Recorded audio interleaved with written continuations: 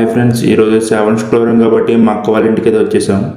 వచ్చామంటే ఇక్కడ వరలక్ష్మి వ్రతం చేసుకోవడానికి అయితే ఇక్కడికి వచ్చాం అనమాట. రాగానే పూజకి కావాలన్న ఏర్పాట్లు అయితే చేస్తున్నారు మా అక్క మా వైఫ్ కూడా. ఫస్ట్ అయితే పూలతో అలంకరించడం అయితే మొదలు పెట్టారు పూజా రూమ్ ని. తర్వాత లక్ష్మీదేవిని పెట్టే పీటను అయితే నీట్ గా కడిగేసి దానిపై ముగ్గులు అయితే వేసారు. తర్వాత కింద అమ్మవారిని పెట్టే దగ్గర పూలు వేసి నీట్ గా అయితే సర్దారనమాట. చేయడం మొదలెట్టారనమాట.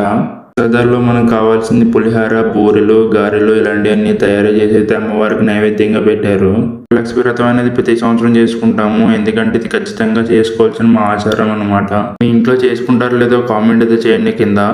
పూజా మందిరంని ఎలా అలంకరించారు అనేది నేను కొన్ని క్లిప్స్ అయితే తీసుకున్నాను. అది మీకు నచ్చితే మాత్రం ఒక లైక్ అయితే చేసుకోండి. మా బావగారు బయట నుంచి అరటిటప్పులు అయితే తీసుకొచ్చి పూజా రూమ్ కట్టు సైడ్ ఇటు సైడ్ అయితే కడుతున్నారు అనమాట.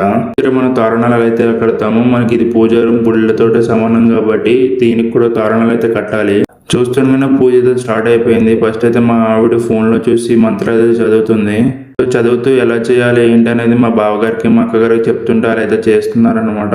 ఇదంతా అయిపోయిన తర్వాత మా వైఫ్ అయితే కథ చదవడం మొదలు పెట్టింది. వరలక్ష్మి వ్రతం ఎంత చేసుకోవాలి, ఎలా చేసుకోవాలి, చేసుకుంటే ఏం ఫలితం వస్తుంది, అమ్మవారు మనకి ఎలా మొత్తం అయితే మా అక్క వాళ్ళకి అందరికీ ఎక్స్ప్లెయిన్ అయితే చేసింది అనమాట నీట్ గా. వరలక్ష్మి వ్రతం ఎందుకు చేసుకుంటారో దేనికి చేసుకుంటారో అని మీకు కూడా తెలుసుంటే కామెంట్ అయితే చేయండి. మేము కూడా తెలుసుకుంటాము మీరు ఎలా చేసుకుంటారో మీ ఇంటికాడ అనేసి. అలా వీడియో మీకు నచ్చితే మాత్రం నాకు అయితే ఫాలో చేయండి. పూజ అంతా అయితే ముగించుకున్నాము. లాస్ట్ లో హారతి అయితే ఇచ్చేసారు మా అక్క వాళ్ళు.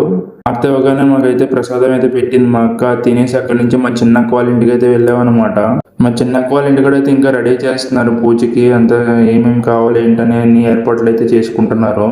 వచ్చామంటే ఇక్కడ మా చిన్నక్క ఒకరితో చేసుకోలేకపోతుందని మా వైఫ్ అయితే హెల్ప్ చేయడానికి అయితే ఇక్కడికి వచ్చిందనమాట. ఏమేమి కావాలో సామాగ్రి అన్ని మా వైఫ్ అయితే చెప్పేసింది.